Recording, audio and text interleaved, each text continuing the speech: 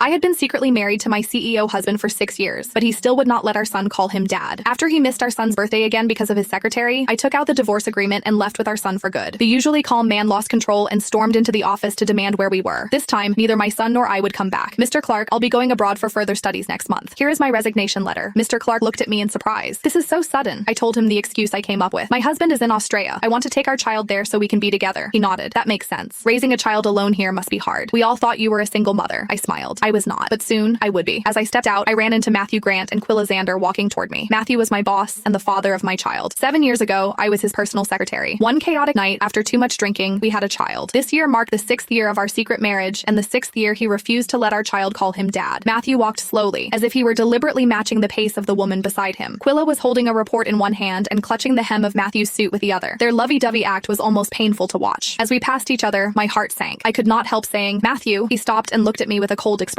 "Miss Langley." His polite but distant tone carried a warning. It was a reminder that this was the office. He was communicating that he was my boss and I was his employee. I understood what he meant and buried the feelings I had already been suppressing. "Mr. Grant." Matthew gave a small nod and kept walking, as if I were a stranger. I laughed bitterly at myself and swallowed the words about my resignation. He would not care anyway. My phone lit up. It was a message from my son on his smartwatch. "Mom, will Dad come home for my birthday?" I froze for a moment and instinctively looked back. I saw Matthew leaning down to speak gently to Quilla. Someone passed by and he instinctively shielded her. His eyes were full of tenderness. I suppressed the ache in my chest and texted Matthew, "Today is Tyler's birthday. Are you free tonight?" Across the hall, I saw him check his phone. Less than 3 seconds later, he put it down without a change in expression. As I looked at the unanswered message, I laughed bitterly at myself. I thought, "Whitney, get a grip. You should have known he would never love you. What were you even expecting?" I put my phone back in my pocket, took a deep breath, and walked away. I thought, "Matthew, soon you'll be free." After leaving the office, I went straight to Tyler's kindergarten to pick him up. As soon as he saw me, he said, "Mom, today's my birthday. Will Dad celebrate with me?" On the crowded street, my eyes filled with tears. "Your dad?" Before I could finish, my phone buzzed. Matthew had finally replied, "I'm free. I'll come home." A rush of joy hit me. I nodded eagerly. "Tyler, don't worry. Your dad will come home today." Tyler clapped and jumped into my arms, thrilled. After 6 years of marriage, this was the first time Matthew had agreed to celebrate Tyler's birthday. That night, I prepared a full meal, and Tyler finished his homework early. 1 hour passed, then 2, then 3. I sent message after message on my phone. I asked Matthew if he was coming, but as usual, there was no reply. Tyler seemed to understand. He looked at me hesitantly. "Mom, is Dad too busy?" A sharp pain hit my chest. I wanted to explain, but no words came out. In the end, I said, "It's okay. I'll always be with you." Tyler did not ask further questions. He quietly picked up his birthday hat. "Mom, can you put it on for me?" I nodded. As I reached for it, I noticed Quilla's latest social media post. "Today was great. I really enjoyed myself." The photo showed a beautifully plated dish at a high-end restaurant. Even though no one's face was visible, I noticed the wedding ring peeking out in the top right corner. It was the one Matthew and I had chosen when we got married. He had always worn it on the pinky of his left hand. He didn't want others to know that he was already married. How ironic. The ring that was supposed to symbolize marriage had become a symbol of Matthew's single life. On Tyler's 6th birthday, he was having a candlelit dinner with his lover at a fancy restaurant. All the bitterness I felt turned into calm. I liked the post and put my phone down. Then, I turned to put the birthday hat on Tyler. "Tyler, happy birthday." Under the candlelight, Tyler closed his eyes and pressed his hands together. "My birthday wish is to always be with Mom." I grabbed my phone and captured the moment. At that instant, the thought of leaving grew into a certainty I could not ignore. "All right, I promise you, I'll always be with you." That night, no one mentioned Matthew. It felt like this home had always belonged only to the two of us. After Tyler fell asleep, I pulled out the divorce agreement I had prepared from the drawer. The last trace of hesitation left me. At 2 a.m., Matthew finally came home. When he saw the cake on the table, regret crossed his eyes. "Sorry, I forgot." I found it almost funny. Could he not see the messages I had sent him, or was his affair so intoxicating that he could forget everything else? I turned to the last page of the divorce agreement and handed it to him. I forced myself to stay calm. "You can sign this?" Before I could finish, Matthew's phone rang. Quilla's slightly panicked voice came through. "Mr. Grant, it looks like the power is out at my place. Can you come?" I'm scared. Matthew jumped up with concern in his eyes. "Wait, I'll be right there." After hanging up, he signed the papers without reading them. I stepped back and quietly watched him leave. I thought, "Matthew, remember this forever. You chose to walk away from this home." The next day, I returned to the office to hand over my work. Matthew came to me with a neatly wrapped gift. "It's Tyler's birthday present. I forgot to give it to him yesterday." I paused in surprise, then took the gift and opened it. It was a toy puppy. Tyler was terrified of dogs. When he was 5, Matthew had taken Tyler to an amusement park. He let go of Tyler's hand midway because he ran into a friend. Tyler got separated from him and got lost in the crowd. When we finally found him, he was crouched on the sidewalk. He was shaking with fear because there was a stray dog nearby. Since then, dogs had been his worst nightmare, and the very person who was responsible wanted to give him a toy puppy as a present. I could not tell whether my anger or disappointment was stronger. I set the box aside and said calmly, "Thank you." Matthew gave me a puzzled look. Then, he seemed to remember something. "There is a power outage at Quilla's place. I thought she could stay at our house. You don't have to work today. Pack your things and take Tyler out for a couple of days." His casual words hit me like a hammer. I stared at him in disbelief. "You mean you want to kick Tyler and me out for Quilla?" Matthew frowned. "Don't put it that way. It's just temporary. Since we agreed on a secret marriage, we have to avoid suspicion in front of our colleagues." I laughed. How ironic. Was she really just a colleague? Did he really just want to avoid suspicion? Or did he think Tyler and I were interfering with his love life. Did he think we should not be seen? I did not want to look at him anymore. I sat back at my desk and continued working. I understand. I'll pack quickly and take Tyler away. I won't disturb you. Since we were leaving anyway, it made no difference if we left sooner rather than later. Matthew looked surprised at my quick agreement. He gently said, I'll make it up to you both. I did not look up and remained silent. The hurt had already been doled out. No compensation could erase it. Back at home, I packed our things and made my way out with Tyler. When I opened the door, I ran into Matthew returning with Quilla. He was pushing her suitcase with one hand. He looked just like a reliable boyfriend. Our eyes met and I saw a flash of panic in his gaze. Quilla gasped in surprise and asked, Ms. Langley, what are you doing at Mr. Grant's house? The moment I heard her, I pulled Tyler behind me to block her view.